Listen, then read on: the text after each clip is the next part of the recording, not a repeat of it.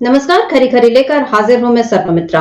राहुल गांधी अभी 18 जनवरी को जब बिहार गए थे तभी ये कयास लग रहे थे कि राहुल के आने से बिहार की सियासत में कोई बड़ा उलटफेर हो सकता है, बड़े फैसले लिए जा सकते हैं और राजनीतिक समीकरण भी बदल सकते हैं। और आज ऐसा ही होता हुआ दिख रहा है, क्योंकि बिहार की सियासत से एक बड़ी खबर आई है। बिहार में दशरथ मांझी, जो पूरी देश में जिनका नाम जाना जाता है, माउंटेन मैन के नाम से जो ख्यात हैं, उनके बेटे भागीरथ मांझी, जो अब तक जेडीयू में थे, उन्होंने आज कांग्रेस ज्वाइन की और उनके साथ साथ राज्यसभा के पूर्व सांसद, 2 बार पूर्व सांसद रहे अली अनवर और उनके साथ मनोज प्रजापति, ये 3 लोग आज कांग्रेस में शामिल हो रहे हैं। पिछड़ा वर्ग, अल्पसंख्यक और अति पिछड़ा वर्ग, ये 3 समुदायों को आज कांग्रेस ने एक साथ साध लिया। और यहाँ स्क्रीन पर आप देख रहे हैं राहुल गांधी जब पटना गए थे और वहां उन्होंने जो संविधान न्याय सम्मेलन जो किया था उस पर भागीरथ मांझी, जो दशरथ मांझी के बेटे हैं, वो पहुंचे थे। राहुल गांधी ने उनका सम्मान किया था, दोनों की एक साथ तस्वीरें, और उसी समय से ये कयास लग रहे थे कि अब बिहार की राजनीति में कोई बड़ा उलटफेर होगा। तो राहुल गांधी यानी कांग्रेस के साथ इन 3 वर्गों का आना नीतीश कुमार के लिए एक बड़ा झटका है, क्योंकि नीतीश कुमार सोशल इंजीनियरिंग कहें, जातिगत समीकरण, उन सबको साधने के माहिर हैं। बीजेपी ने उनको अपने साथ रखा भी इसीलिए था क्योंकि नीतीश कुमार की जो सोशल इंजीनियरिंग है उस वजह से बिहार में उनको लगातार सफलता मिलती रही है और बीजेपी नीतीश कुमार के साथ रहकर सत्ता में बने रहना चाहती है। और इसीलिए क्योंकि बीजेपी के लिए तो उसका एक हमेशा से एक खास वर्ग रहा है, सवर्ण तबका जो कह सकते हैं, वो बीजेपी का वोटर रहा है। पिछड़ों को, अल्पसंख्यकों को, दलितों को साथ में लाने में बीजेपी को पसीने छूटते हैं और इसीलिए उसके निशाने पर रहते हैं वो क्षेत्रीय दल जिनका अपना अपना जनाधार है। तो चाहे नीतीश कुमार को बीजेपी ने साथ में रखा, चाहे चिराग पासवान को या जीतन राम मांझी को, उपेंद्र कुशवाहा को, हर एक को साथ में रखने के बीजेपी के अपने स्वार्थ है, क्योंकि बीजेपी को सबके ऊपर को दिखाया है और उसके साथ एक ट्वीट भी किया है जिसमें कांग्रेस ने बताया है कि कैसे बीजेपी की एक नेता जो है वो आरक्षण को सिरदर्दी बता रही हैं। और ये उस दिन बता रही हैं जब संविधान का मतलब रिपब्लिक डे, गणतंत्र दिवस मनाया जा रहा है, उस समय बीजेपी नेता ऐसी बात कह रही हैं। इसी तरह मोहन भागवत ने बिहार में आकर जिस तरह आरक्षण के खिलाफ बात कही थी। तो संघ की सोच, बीजेपी की सोच, ये सब जानते हैं और कांग्रेस भी अब इस बात को समझ चुकी है कि बीजेपी को अगर उसे मात देनी है तो उसको सोशल इंजीनियरिंग अपनी मजबूत करनी होगी और उन वर्गों को अपने साथ लाना होगा फिर से, जो एक समय में कांग्रेस के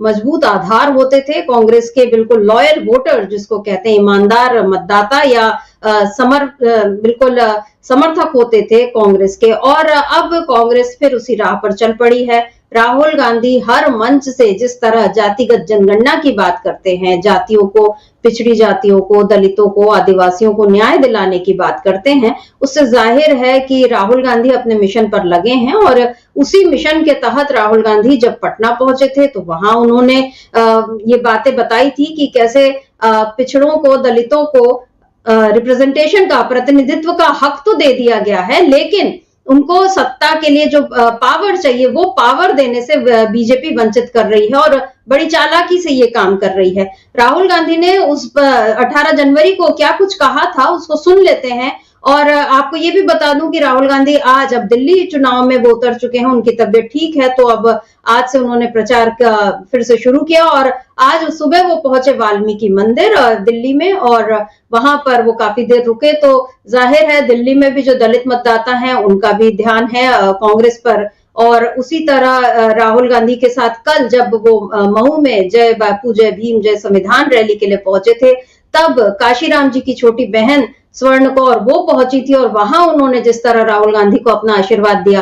तो ये सारी घटनाएं बता रही हैं कि कांग्रेस जो है वो अब बिल्कुल उसकी रणनीति जो है उसमें काफी तेजी आ गई है और वो बहुत अब सोच समझकर सारे अपने कदम उठा रही है, फैसले ले रही है। और आज जिस तरह से भागीरथ मांझी, मनोज प्रजापति और अली अनवर, इन 3 लोगों का कांग्रेस के साथ आना, ये बीजेपी के लिए और जेडीयू के लिए बड़ा झटका है और इससे बिहार में भी एक जो सियासत है उसमें बड़ा उलटफेर देखा जा सकता है। तो राहुल गांधी ने 18 जनवरी को जब वो पटना पहुंचे थे तो वहां उन्होंने क्या कुछ कहा था दलितों के और पिछड़ों के प्रतिनिधित्व को लेकर उसको सुनते हैं, उसके बाद इस चर्चा को आगे बढ़ाते हैं। सुन लेते हैं राहुल गांधी की बात। आपने लड़ाई लड़ी, बहुत अच्छी लड़ाई लड़ी और राजनीतिक रिप्रेजेंटेशन आपने पा लिया। मगर अगर मैं आपको सच्चाई बताऊं तो आपको सत्ता कहीं नहीं मिली। क्योंकि हुआ क्या, जब इन लोगों को पता लगा कि पिछड़ा वर्ग, दलित ये रिप्रेजेंटेशन ले रहे हैं,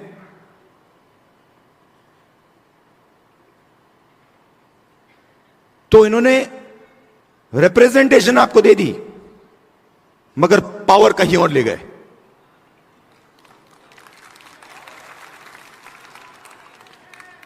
पावर कहां गई?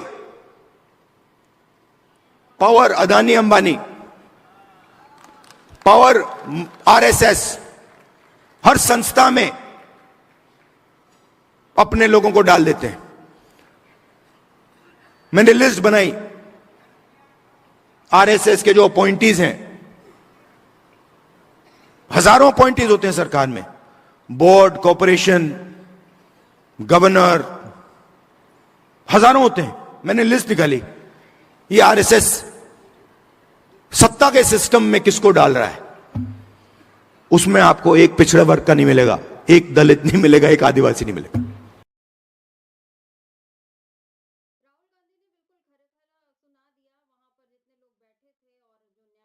अधिकार सम्मेलन था, उसमें उन्होंने बताया कि क्योंकि बीजेपी की मजबूरी है, वो इन लोगों को चुनाव लड़ने से नहीं रोक सकती, वो इनको वोट डालने से नहीं रोक सकती, लेकिन उनके हाथ में ताकत आने से रोके, और किस तरह रोके ये काम बीजेपी ने किया। और इसी बारे में राहुल गांधी ने पटना में लोगों को बताया भी था। और राहुल गांधी के पटना जाने का असर ये हुआ कि अब वहां से 3 लोग जो हैं वो कांग्रेस में शामिल हो रहे हैं। मनोज प्रजापति और जेडीयू के ही पूर्व सांसद रहे अली अनवर, और उनके साथ साथ जेडीयू में अब तक शामिल रहे भगीरथ मांझी। ये नीतीश कुमार के लिए निजी तौर पर एक बड़ा झटका है, क्योंकि भगीरथ मांझी जो है माउंटेन मैन दशरथ मांझी के बेटे, उनका इसमें आने का एक मतलब ये भी है कि जीतन राम मांझी, जिनके कारण बीजेपी को मतलब उसको ये सोचती है कि अति पिछड़ों की जो एक आबादी है उसका वोट उसको हासिल होगा, तो यहाँ जीतन राम मांझी के लिए भी एक बड़ी चुनौती। और जीतन राम मांझी भी बीच बीच में अपने बागी तेवर दिखाते हैं, उसके बाद फिर वो समझौते की मुद्रा में आ जाते हैं।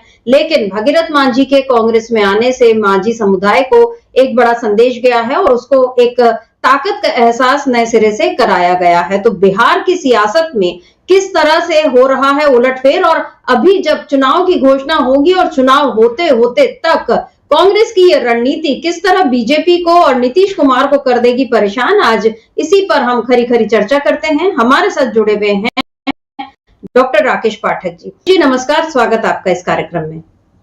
राकेश जी, जब राहुल गांधी पहुंचे थे पटना, तभी एक अनुमान लग रहा था कि यहाँ की राजनीति में कोई बदलाव आएगा, और जिस तरह से राहुल गांधी लालू प्रसाद जी की पूरी फैमिली से मिले थे, और उसके पहले जो उन्होंने ये जो संविधान को लेकर जो सम्मेलन किया था उसपे उन्होंने मोहन भागवत पर बड़े प्रहार किए थे। उसके अलावा संविधान को बीजेपी किस तरह बदलना चाहती है, ये सारी बातें जो वो हर मंच से बोलते हैं, वही बातें उन्होंने वहां भी बोली थी। और वहां जिस तरह भगीरथ मांझी का उन्होंने सम्मान किया था, कल जिस तरह काशीराम जी की बहन मऊ में आई और उन्होंने राहुल गांधी को वो पटका पहनाया और उनके साथ वो मिली, तो ये जो सारा दृश्य बता रहा है कि दलितों को फिर से साधने में कांग्रेस लगी है, और ये दलित जो एक समय में उसका बड़ा वोट बैंक हुआ करते थे।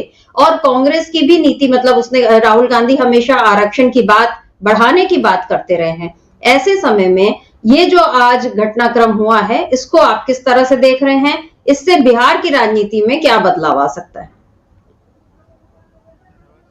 देखिए, सिर्फ आज के घटनाक्रम से नहीं, बल्कि हमें पिछले कई महीनों के घटनाक्रम पर नजर रखना जी। राहुल गांधी और कांग्रेस अब अपने उस परंपरागत वोट बैंक की तरफ लौटना चाहते हैं, उसे अपने करीब लाना चाहते हैं या उसके करीब जाना चाहते हैं।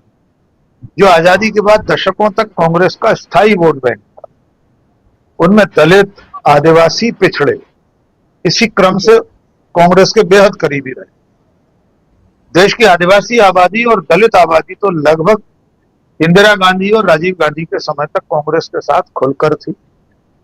बाद के दशकों में खासतौर से पीवी नरसिंह राव और मनमोहन सिंह के समय धीरे धीरे जब मंडल और कमंडल की राजनीति का प्रादुर्भाव हुआ, उस लड़ाई में कांग्रेस से ये वोट बैंक छिटकता चला गया और आज भी कांग्रेस उसका खामियाजा भुगत रही। अब राहुल गांधी और दलित अध्यक्ष मल्लिकार्जुन खड़गे, इन लोगों ने मिलकर ये जो सामाजिक संरचना और उसका ताना बाना जमाया है, जिसके पीछे मूल उद्देश्य यही है कि दलित और आदिवासी, पिछड़े, अति पिछड़े, ये सब अपनी पार्टी के पास वापस आ जाए। मल्लिकार्जुन खड़गे को जब राष्ट्रीय अध्यक्ष बनाया गया, वो भी इसी दिशा में उठाया गया एक बड़ा कदम था। जी। दलित को वर्षों बाद कांग्रेस की कमान मिली, उसे अध्यक्ष बनाया गया और वरिष्ठतम व्यक्ति हैं कांग्रेस की राजनीति शुरू। तो एक तो ये संदेश देने की कांग्रेस ने कोशिश की। इसके जोखिम भी हैं। राहुल गांधी और कांग्रेस या मल्लिकार्जुन खड़गे सब समझते होंगे कि अगर इस तरह की सोशल इंजीनियरिंग पर वे आगे बढ़ेंगे तो समाज का जो सवर्ण मध्यम वर्गीय तबका है, कुछ खास वर्ग है, वे उससे छिटक जाए। यद्यपि वे आज भी कांग्रेस के पास नहीं है। भारतीय जनता पार्टी तो बनिया ब्राह्मणों की पार्टी कहलाती है, व्यापारियों की पार्टी कहलाती है। तो लंबे समय से सवर्ण मध्यम वर्गीय जो वोट बैंक है वो कांग्रेस के पास वैसे भी नहीं था। तो कांग्रेस के पास खोने के लिए कुछ नहीं है। ये जोखिम ऊपर से दिखाई देता है, ठीक है, जो भी प्रतिशत सवर्णों का है उसमें से एक तबका, एक हिस्सा बीजेपी की गोद में बैठा हुआ है, लेकिन बाकी बचा जो हिस्सा है समाज का, वो ज्यादा बड़ा हिस्सा तो दलितों का, पिछड़ों का, आदिवासियों का है। इसलिए उसे एड्रेस करते हुए राहुल गांधी जातिगत जनगणना की बात करते हैं। कल उन्होंने सर्वमित्रा जी महू में 50% की जो सीमा है आरक्षण की, उसे तोड़ने का वादा एक बार फिर किया है। तो जब से जातिगत जनगणना की बात कर रहे हैं तब से लगातार उनका लक्ष्य यही है कि वे इस सीमा को तोड़ेंगे और इससे ज्यादा संख्या में जितनी जिसकी हिस्सेदारी उतनी उसकी भागीदारी करना चाह रहे हैं। जिसकी जितनी संख्या भारी उसकी उतनी हिस्सेदारी। जी। अब हम बिहार पर आए तो इस सोशल इंजीनियरिंग की पहली परीक्षा अब होगी तो बिहार में विधानसभा चुनाव। दिल्ली में विधानसभा चुनाव है, कांग्रेस वहां कोई बहुत बड़ी भूमिका में नहीं दिखाई देती। राहुल गांधी लगातार गैर हाजिर थे, यद्यपि बीमारी की वजह से, अस्वस्थता की वजह से। अभी हमने सुना उनका गला बहुत अच्छा नहीं है, थ्रोट इन्फेक्शन दिखाई दे रहा है, लेकिन आज शाम को शायद वे पटपड़गंज में सभा करने जा रहे हैं। इसके बावजूद कांग्रेस और राहुल गांधी की प्राथमिकता में दिल्ली से ज्यादा बिहार होगा। इसलिए उस सोशल इंजीनियरिंग के लिए आज जो 3 लोग शामिल हुए हैं, दशरथ मांझी के सुपुत्र अली अनवर और एक और, इन लोगों की कांग्रेस में मौजूदगी उसी सामाजिक ताने बाने के संतुलन को बनाए रखने के लिए है, जिसकी दम पर पिछली बार जो महागठबंधन था तेजस्वी यादव, लालू यादव की पार्टी के साथ कांग्रेस का, अच्छा परिणाम कांग्रेस को मिला। तो ये तैयारी अब उसी दिशा में बढ़ रही है कि जैसे जैसे बिहार चुनाव पास आए उससे पहले ये जो पॉकेट्स हैं अलग अलग जातियों के, अलग अलग वर्गों के, उनके जो महत्वपूर्ण लोग हैं उन्हें अपने साथ लाया जाए और फिर मोर्चेबंदी ऐसे की जाए कि पिछड़े में लालू यादव की पार्टी का अपना यादवों वाला मोर्चा है ही, मुसलमान है ही उनके साथ। अब पिछड़े, अति पिछड़े, दलित, इनको भी साथ लेकर आए तो कांग्रेस और तेजस्वी यादव का मुकाबला, बीजेपी और नीतीश कुमार का जो गठबंधन है उसका मुकाबला लालू तेजस्वी की पार्टी और कांग्रेस मिलकर कर पाए। लेकिन इससे पहले, चुनाव से पहले, अभी नीतीश कुमार पर भी नजर रखना जरूरी है। वे क्या सचमुच में चुनाव होते होते बीजेपी के साथ रहेंगे या नहीं रहेंगे? जीतन राम मांझी क्या करेंगे? इन सब लोगों के कदम भी अभी देखने लायक होंगे।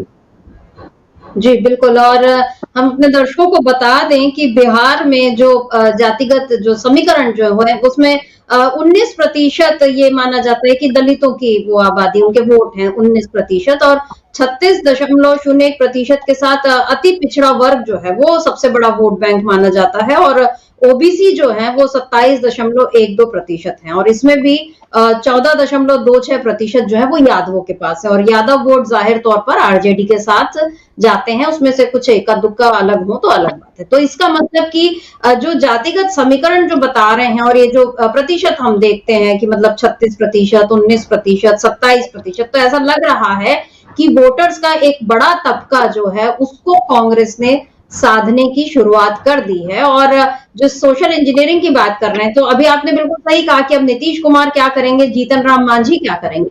और लेकिन राकेश जी, जब तक अभी भागीरथ मांझी जो थे वो नीतीश कुमार के साथ चले गए थे लोकसभा चुनाव के पहले, अली अनवर जो थे उन्होंने वो 2 बार जेडीयू से ही रहे राज्यसभा के सांसद, लेकिन 2017 में जब नीतीश ने पाला बदल लिया था, बीजेपी के साथ वो चले गए थे, तो अली अनवर ने उसका तब उनका विरोध किया था। और मनोज प्रजापति जो है वो भी कुमार समाज से हैं। तो ये जो 3 लोगों का आना, और ऐसे में जीतन राम मांझी के लिए ये क्या बड़ी चुनौती है, या कांग्रेस ने उनको संदेश दे दिया कि आप चाहें तो अभी भी आप यहाँ आ सकते हैं, क्योंकि दशरथ मांझी का जो परिवार है और उनके कारण उनका जो समुदाय है वो अब जाहिर तौर पर जीतन राम मांझी का जो वोट बैंक है या जो उनका जो मतदाता वर्ग है उसको काटेगा या उसको चुनौती देगा। तो नीतीश कुमार और जीतन राम मांझी क्या इन दोनों के लिए भी ये इस दिशा में ये सोचेंगे कि अब उनका भी भला इसी में है कि वो महागठबंधन के साथ आ जाए, और बीजेपी को जो उसकी जो बातें जो करती है कि दलितों की बात करेगी, अल्पसंख्यकों की बात करेगी, लेकिन वो एहसान की तरह करती है, और उस पर ये सबको पता है कि बीजेपी कभी भी उन लोगों को मन से, जैसे मोदी जी मन से माफ नहीं करते किसी को, वैसे ही मन से उनका साथ भी नहीं देते हैं। तो क्या लगता है, नीतीश कुमार और जीतन राम मांझी के लिए यहाँ एक बड़ा संदेश चला गया है कांग्रेस की तरफ से? निश्चित तौर पर आज का जो दल बदल है वो तीनों नाम महत्वपूर्ण है, कोई बहुत छोटे नाम जी। नहीं। सामाजिक आधार पर देखा जाए तो ये नीतीश कुमार और जीतन राम मांझी दोनों के लिए चुनौती है। उनका भी वोट बैंक इन्हीं में है। उन्हें अपना वोट जी। बैंक बचाने के लिए इस तरह के कद्दावर नेता दूसरे ढूंढने पड़ेंगे, वो कहां से लाएंगे अचानक। इसके अलावा राहुल गांधी बिहार के लिए दिल्ली से भी तो संदेश दे रहे हैं। आज वाल्मीकि मंदिर में गए, वाल्मीकि लोगों से मिले। ये सारी चीजें अंत में नीतीश कुमार और जीतन राम मांझी को ये सोचने पर विवश कर सकते हैं कि वे जिस सामाजिक धरातल से आते हैं, उनकी जो पृष्ठभूमि है, उनका जो मतदाता है, वो नरेंद्र मोदी के साथ की वजह से कहीं उन्हें सजा तो नहीं दे देगा। वो जो दिल से माफ करने की बात है, हो सकता है मोदी और बीजेपी का साथ लेने पर अब बिहार का मतदाता नीतीश कुमार को दिल से माफ न करे। जी। जीतन राम मांझी से भी सवाल पूछे कि आप उनके साथ क्यों खड़े हैं, जो धर्म की राजनीति करते हैं, जो कट्टरतावादी हैं, जिनके मूल विचार में मनुवाद है, जो मनुस्मृति को लागू करना चाहते हैं, जो संविधान के विरोधी हैं, जो आरक्षण के विरोधी हैं।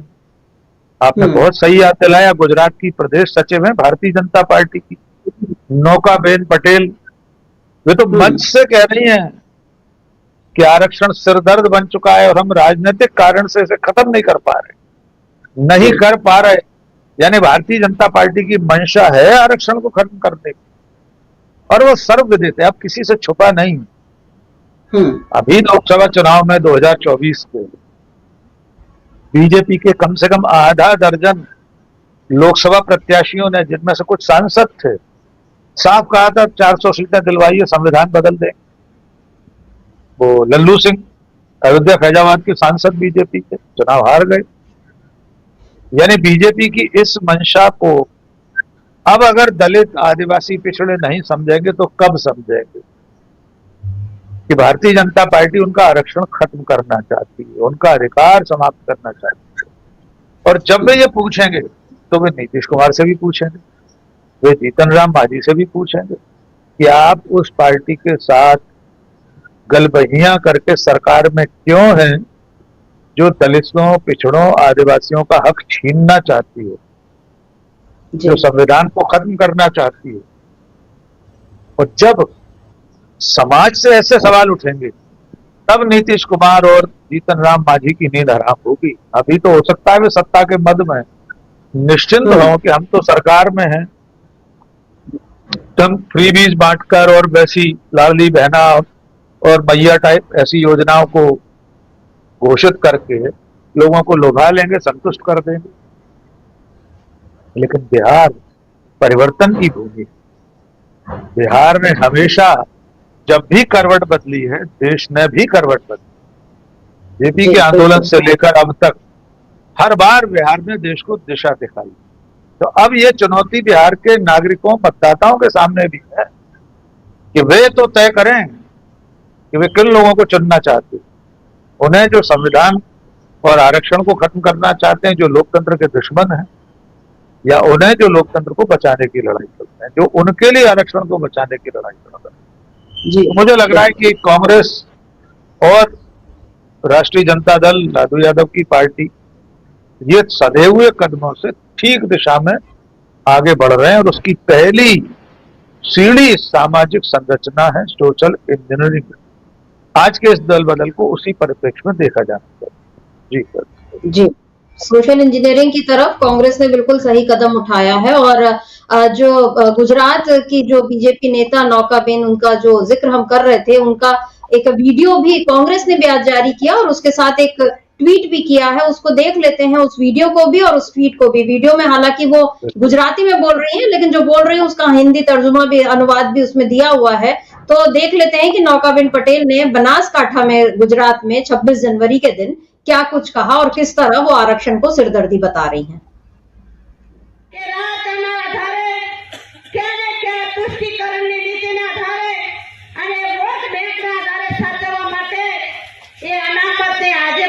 दूर કરી શક્યા નથી અને આપણને ખબર છે કે આજે અનામત એક માથાનો દુખાવો બની રહ્યો છે। माथे का दर्द बन गया है आरक्षण, ये बता रही नौकाबेन पटेल। और इसके साथ कांग्रेस ने एक ट्वीट भी किया है। कांग्रेस ने लिखा है, आज आरक्षण सिरदर्द बन चुका है, राजनीति के कारण हम इसे हटा नहीं पाए। ये बात गुजरात बीजेपी की वरिष्ठ नेता और प्रदेश सचिव नौकाबेन प्रजापति ने कही है। उनकी बातों में दलितों और वंचितों को मिलने वाले आरक्षण को लेकर नफरत साफ झलक रही है। यह आरएसएस बीजेपी की मानसिकता है जो वक्त वक्त पर सामने आती है। कभी यह बाबा साहेब के दिए संविधान को खत्म करने की बात करते हैं, तो कभी आरक्षण को खत्म करने की बात करते हैं। लेकिन इस देश की जनता इनकी साजिश को समझ चुकी है और इनके नापाक मंसूबों को कभी पूरा नहीं होने देगी। कांग्रेस दलितों, वंचितों के अधिकार, उनके आरक्षण और देश के संविधान की रक्षा करती रहेगी। ये कांग्रेस ने आज एक बार फिर ऐलानिया तौर पर कह दिया कि कांग्रेस दलितों, वंचितों के अधिकारों की रक्षा को हरदम उसके लिए काम करती रहेगी और आरक्षण को वो खत्म नहीं होने देगी। तो राकेश जी, ये जो नौकाबेन पटेल का, उन्होंने अगर ये सोचा भी होगा कि हम तो गुजरात में हैं और हम यहाँ जो चाहे बोल सकते हैं, तो वो भी ये भूल गई होंगी कि सोशल मीडिया का जमाना है। आप कहीं कुछ कहें, वो पूरी दुनिया में बात चली जाती है। और गुजरात में बोली हुई बात बिहार पर भी असर करेगी, क्योंकि जो बात गुजरात पर लागू है, अगर वहां आप आरक्षण को सिरदर्द मानते हैं तो जाहिर है आप बिहार में कुछ अलग सोच नहीं रखते। मोहन भागवत बिहार आकर ये बात बोल चुके हैं। और कल जब वहां पर राहुल गांधी ने महू में जो बातें कही, जय बापू जय भीम जय संविधान रैली में जातिगत जनगणना की बात कही, वो पटना आए थे तब भी उन्होंने यही बातें कही थी। और अब खबर है कि फरवरी में चंपारण में कांग्रेस जो है जय बापू जय भीम जय संविधान रैली करना मतलब वो कर सकती है, उसकी पूरी संभावनाएं हैं, तैयारियां चल रही हैं। और इसी चंपारण से जो सत्याग्रह शुरू हुआ था, और वो हमको इतिहास में वो सारी बातें दर्ज है। और आपने जैसा कहा कि होता है, यहाँ पर ये जो नौकाबेन पटेल का जो बयान है, क्या ये बीजेपी को बिहार में फंसा सकता है? और चंपारण से अगर ये कांग्रेस अपनी रैली शुरू करती है, क्योंकि अभी तक चुनाव की घोषणा तो अभी वक्त है, लेकिन अगर बिहार में इस तरह की रैली होती है तो क्या इसका असर बीजेपी पर प्रतिगामी रूप से पड़ेगा? मतलब बीजेपी पर इसका बुरा असर हो सकता है, क्या लगता है आपको? निश्चित तौर पर देखिए, नौकाबेन पटेल ने जो कुछ कहा है वो पूरे देश में पहुंच गया। शायद ही कोई दलित, आदिवासी, पिछड़ा होगा जिसकी जानकारी में ये ना आया हूं कि गुजरात जैसे राज्य की, जो मोदी शाह की अपनी कर्मभूमि है, उनकी प्रयोगशाला है, वहां से बीजेपी की एक प्रदेश सचिव स्तर की पदाधिकारी आरक्षण को माथे का दर्द, सिरदर्द बता रही, और ये भी जी। कह रही है कि हम राजनीतिक कारण से इसे खत्म नहीं, समाप्त नहीं कर पा रहे, यानी वोटों की वजह से खत्म नहीं कर पा रहे, वरना खत्म तो करना चाहते। इसका नुकसान पटना में, बिहार में निश्चित तौर पर होगा। आपको याद होगा पिछले विधानसभा चुनाव बिहार में ही डॉक्टर मोहन यादव ये कह आए थे, आरक्षण की समीक्षा होनी चाहिए। उसके हाँ, बाद में मोहन लाख मोहन भागवत ये कह आए थे कि आरक्षण की समीक्षा होनी चाहिए। वे बाद में खूब रिपेयर करते रहे, लाख उन्होंने सफाई दी, बीजेपी सफाई देती रही, लेकिन उसका खामियाजा भारतीय जनता पार्टी ने उस विधानसभा चुनाव में भुगत दिया। जी। और अभी मैंने जैसा कि कहा, लोकसभा चुनाव में भी भारतीय जनता पार्टी के नेताओं ने आरक्षण को लेकर, संविधान को लेकर जो भी जी। अति उत्साह में जो बातें कही हैं, जिस तरह के बयान दिए हैं, उसी का नतीजा है कि पार्टी 240 पर सिमट कर रह गई। हो सकता है बीजेपी को भी ऐसा लगता हो कि बिहार में विधानसभा चुनाव में भी समय है, कई महीने बाकी हैं, लोग भूल जाएंगे। आज की दुनिया में, सोशल मीडिया की दुनिया में, कोई कुछ नहीं भूलता। कोई तथ्य, कोई भाषण, कोई बयानबाजी, कोई लिखित प्रमाण हटता नहीं है लोगों की स्मृतियों में से, वो बार बार सामने आ जाता है। ज्योतिरादित्य सिंधिया आज अगर कांग्रेस या राहुल गांधी को कुछ कहते हैं तो मात्र 2020 से पहले की उनकी कई गई बातें सामने आ जाती हैं, जिसमें वे मोदी के लिए क्या कहते थे, बीजेपी को क्या कहते थे। तो आज नौकाबेन पटेल ने जो कुछ कहा है, वो नवंबर, दिसंबर जब चुनाव हो तब एक बार फिर वायरल होगा। कांग्रेस पार्टी, तेजस्वी यादव, सब लोग इसका जिक्र करेंगे। इसी तरह सोशल मीडिया पर, ट्विटर, फेसबुक पर फिर उनका भाषण दिखाया जाएगा। तो मुझे ऐसा लगता है कि भारतीय जनता पार्टी के नेता अपने अंदर, अपने मन की बात को छुपा नहीं पा रहे। अब वो बार बार मौके बेमौके प्रकट हो रहे हैं। अपनी मंशा को वे दबा नहीं पा रहे हैं कि इस संविधान को बदलना है, आरक्षण को खत्म करना है। बस उन्हें डर यह है कि संख्या बहुत ज्यादा है दलितों की, आदिवासियों की, पिछड़ों की, तो ऐसा ना हो कि वोटों का नुकसान हो जाए। जिस दिन उन्हें ऐसा लगेगा कि इससे कोई फर्क नहीं पड़ेगा, हमारे हिंदू राष्ट्र के एजेंडे में तो अब इतने ज्यादा ये लोग रम गए तो इनको आरक्षण अब नहीं चाहिए, तो हम आरक्षण खत्म भी कर दें तो वोट हमको मिलेगा। जिस दिन भारतीय जनता पार्टी को यह एहसास हो गया, ये विश्वास हो गया, उस दिन वो आरक्षण खत्म कर दे, क्योंकि उनका मूल विचार आरक्षण विरोध। क्योंकि बीजेपी का जो पितृ संगठन है, राष्ट्रीय स्वयंसेवक संघ, वो तो वैसे भी मनुवादी विचार पर चलता है, वो तो ब्राह्मणवादी विचारधारा पर आधारित है। वो दलितों, आदिवासियों, पिछड़ों को, स्त्रियों को बराबर का दर्जा देना ही नहीं चाहता। उसकी निगाह में तो आरक्षण कांटे की तरह उसे चुभता है। इसलिए मुझे ऐसा लगता है कि बिहार चुनाव आते आते बीजेपी को आरक्षण और संविधान के मसले पर बैकफुट पर ही रहना पड़ेगा। वो कितना भी संविधान गौरव दिवस मना ले, मध्य प्रदेश सरकार ने, मोहन यादव ने, मुख्यमंत्री ने अभी खूब अभियान चलाया, लेकिन लोगों को भरोसा नहीं हो रहा। लोगों के मन में अब ये बात घर कर गई है कि बीजेपी संविधान को बदलना चाहती है, आरक्षण को खत्म करना चाहती है। जी। इसलिए इस वक्त कांग्रेस हो, राजद हो, जेडीयू हो, बीजेपी हो, सबके लिए बिहार एक बड़ी चुनौती, बीजेपी के लिए एक फांस है कि वहां आज तक बीजेपी अपना मुख्यमंत्री नहीं बना पाई। अभी कहा ही था उनके एक मुख्यमंत्री ने कि अटल जी का सपना था बीजेपी का मुख्यमंत्री हो, वो सपना कैसे पूरा हो। उस सपने को पूरा होने की जब जब उसे उम्मीद लगती है, उससे पहले ऐसे दृश्य दिखने लगते हैं, तो उसका सपना फिर टूटता हुआ दिखाई देता है। मुझे लग रहा है कि अभी ये लड़ाई सामाजिक धरातल पर ज्यादा लड़ी जाएगी। राजनीतिक लक्ष्य को प्राप्त करने के लिए सामाजिक समीकरण जो बेहतर तरीके से बिठा लेगा, जो सोशल इंजीनियरिंग में पारंगत सिद्ध होगा, वो चुनाव जीत जाएगी। जी, बिल्कुल। सोशल इंजीनियरिंग ही इस समय बिहार में जो सत्ता की अगर चाबी जिसको बोले तो वो सोशल इंजीनियरिंग में छिपी हुई है। ऐसा बिल्कुल इस समय तो यही लग रहा है और पहले भी ऐसा होता रहा है। यूपी, बिहार इन 2 राज्यों में खास तौर पर बिल्कुल। और क्षेत्रीय दलों के मजबूत होने का कारण भी यही था और चाहे उसमें बसपा की बात करें, सपा की या राजद की या लोजपा इन सभी दलों के अपने-अपने जो मतदाता हैं, वो इसी वजह से हैं कि जो 2 मुख्य पार्टियां बीजेपी और कांग्रेस इनसे कहीं ना कहीं से उनका वो छिटकना शुरू हुआ लेकिन अब कांग्रेस जो है वो भूल सुधार में लगी हुई है और इधर कल कांग्रेस की जो रैली हुई राकेश जी उसमें मल्लिकार्जुन खड़गे ने एक बहुत महत्वपूर्ण बयान दिया था जिसमें उन्होंने कहा था कि गंगा में डुबकी लगाने से क्या होगा तो उनके इस बयान को बहुत ही गलत तरीके से बीजेपी ने पेश किया और उसमें बहुत सारी उनको उन पर आरोप लगाए संबित पात्रा ने तो माफी की मांग सोनिया गांधी और राहुल गांधी से कर ली कि आप माफी मांगिए लेकिन यहाँ पर पवन खेड़ा ने ये बताया कि आपको केवल तकलीफ इसलिए क्योंकि एक दलित व्यक्ति ने आपको कैसे समझा दिया राजधर्म कैसे याद दिला दिया कांग्रेस ने इस मुद्दे को भी एकदम पलट दिया है पहले हम सुन लेते हैं मल्लिकार्जुन खड़गे का वो बयान और उसके बाद सुनते हैं कि पवन खेड़ा ने क्या कुछ कहा बीजेपी के लिए सुन लेते हैं पहले मल्लिकार्जुन खड़गे को एक बार अरे भाई गंगा में डुबकी लेने से गरीबी दूर होती क्या? आपको खाना मिलता पेट को? मैं किसी की आस्था के ऊपर ठोस नहीं लगाना चाहता हूं।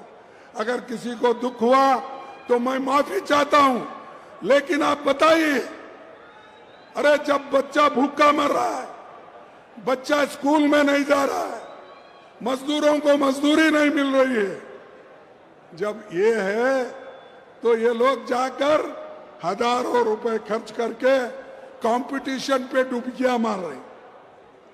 कंपटीशन में एक डुबकी मारता दूसरा, और जब तक वो टीवी में अच्छा नहीं आता तब तक डुबकी मारते रहते। ऐसे लोगों से देश की भलाई होने वाले नहीं है। हमारी आस्था भगवान में है, कर सकते हैं, हर एक को आजादी है।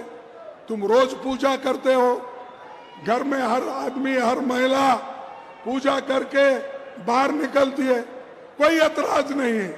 हमको एतराज है गरीबों का जो शोषण हो रहा है धर्म के नाम पर, उनके खिलाफ हमको लड़ना है।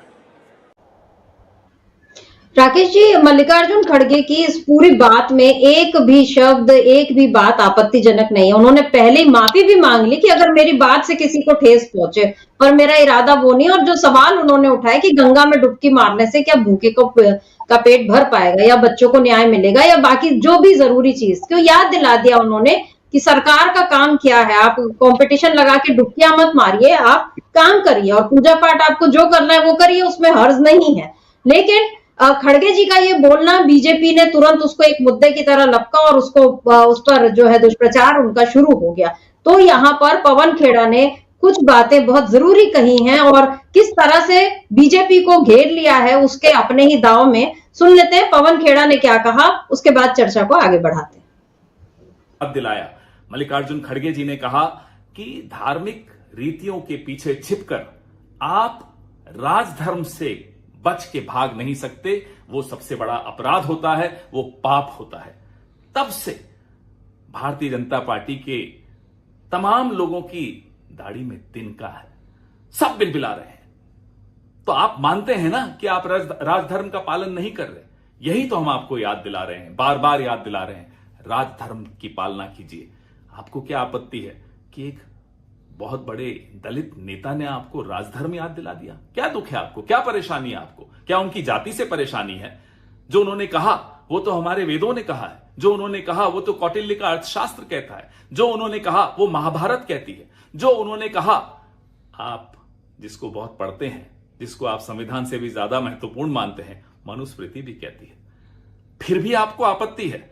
तो हम यही मानते हैं कि आपको मल्लिकार्जुन खड़गे ने जो कहा उससे आपत्ति नहीं है, आपको मल्लिकार्जुन खड़गे जी की जाति से आपत्ति है। बहुत अफसोस है ये सुनकर। जय भीम, जय संविधान।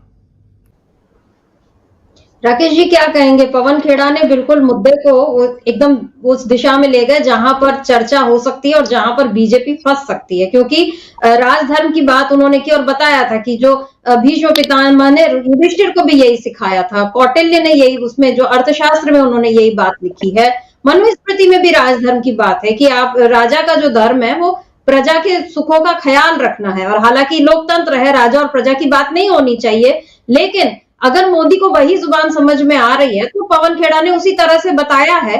और यहाँ पर जो बीजेपी, क्योंकि हम अब कल से बहुत सारे विजुअल्स आ रहे हैं, कल क्योंकि अमित शाह वहां थे, फिर योगी भी पहुंचे, पहले भी पहुंचे, और कैसे वो वहां पर डुबकियां लगा रहे हैं और कैसे फोटो खींची जा रही है, कैसे साधु संत जो हैं उनका सम्मान कर रहे हैं। ये बहुत सारे जो इस तरह के विजुअल्स आए और ऐसा लग रहा है कि ठीक है, जिनको कुंभ में जाना हमेशा से होता रहा है, ऐसा कुछ ये पहली बार नहीं है, लेकिन बीजेपी जो है वो इसी तरह से बता रही है कि पूरे विदेश से भी लोग आ रहे हैं और पूरी दुनिया देख रही है और अंतरिक्ष से भी कुंभ का नजारा दिख रहा है।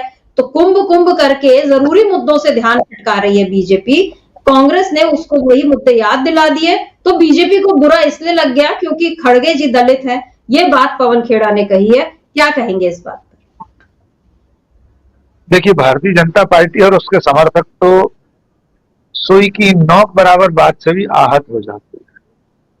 पता नहीं उनकी कैसी आस्था है, कैसा धर्म है, कैसा सनातन या हिंदुत्व है उनका, जो हीरोइनों के कपड़ों तक से जैसे आघात लग जाता है। तो मल्लिकार्जुन खड़गे तो विपक्ष के इतने बड़े नेता हैं, राष्ट्रीय पार्टी के अध्यक्ष हैं। मल्लिकार्जुन खड़गे ने ऐसा कुछ भी नहीं कहा जो निंदनीय हो या जिस पर आपत्ति हो। कबीरदास जी तो 500 साल पहले कह गए, पाथर पूजे हरि मिले तो मैं पूजूं पहाड़, खाते सो चाकी भली पीस खाए संसार। और उन्होंने दूसरी तरफ वालों को भी नहीं छोड़ा।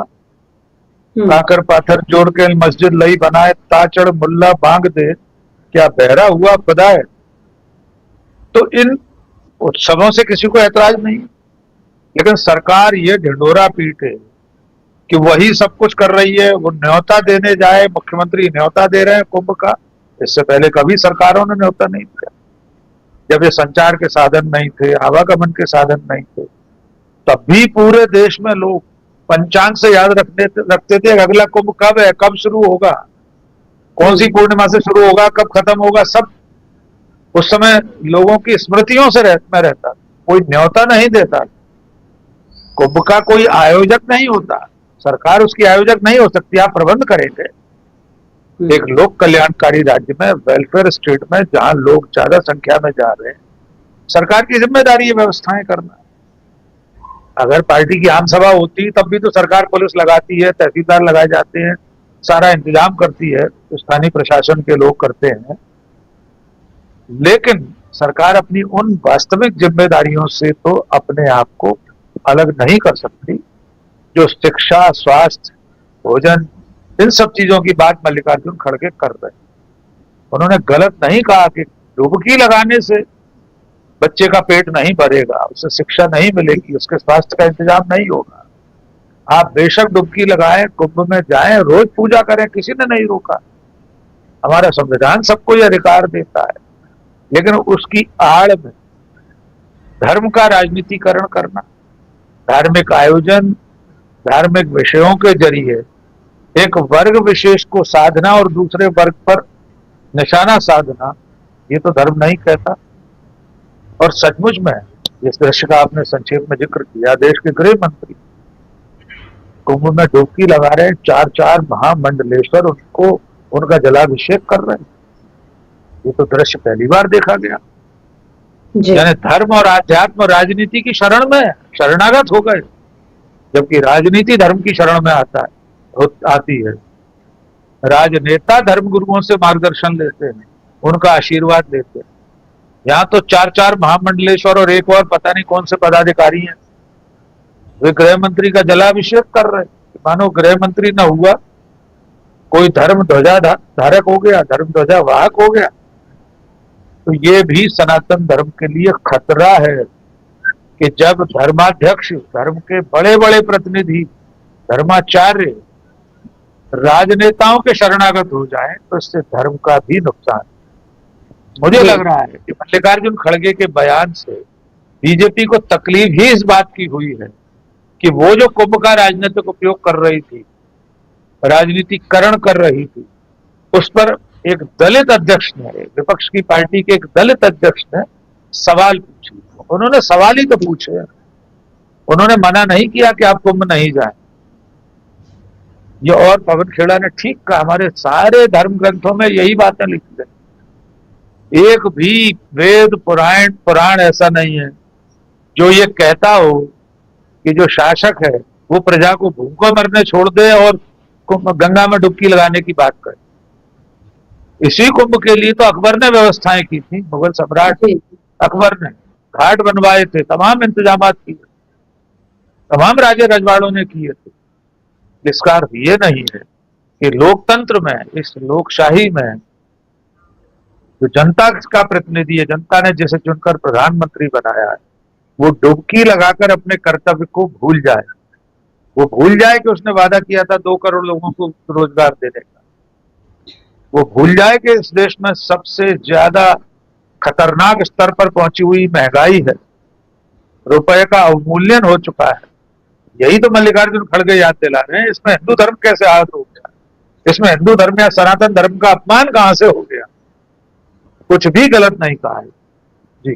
जी, और अभी मुझे तो ऐसा लगता है कि मोदी सरकार का बस चलेगा तो वो ये बोलेंगे कि कुंभ का आयोजन भी 2014 से ही शुरू हुआ, क्योंकि उनके लिए तो उससे पहले कुछ हो ही नहीं रहा था। मतलब हमेशा कुंभ होता आया है। और आपने बिल्कुल सही बताया कि अकबर के समय में भी मतलब जितने भी शासक रहे हिंदुस्तान में अलग अलग, लेकिन कुंभ जो है वो हमेशा आयोजित होता रहा। मतलब लोग ही अपने हिसाब से उसको जब जो तिथि के हिसाब से वो आयोजित होता है और उसमें सरकारें जो हैं वो प्रबंध करती रही हैं। लेकिन अब यहाँ पर योगी सरकार, बीजेपी पूरा इसका क्रेडिट इस तरह से ले रही है जैसे कि इससे पहले कभी कुछ हुआ ही नहीं।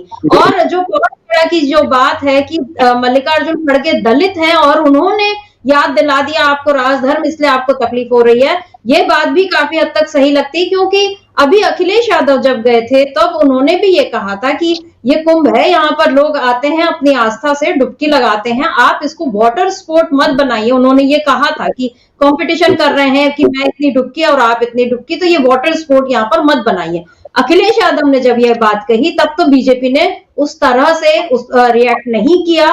तो खड़गे जी के बयान पर जिस तरह से रिएक्शन आया है उससे समझ में आ रहा है कि बीजेपी को कांग्रेस से भी तकलीफ है और मल्लिकार्जुन खड़गे से भी तकलीफ है, क्योंकि वो एक दलित है और वो धर्म के बारे में आप ध्यान दे रहे हैं।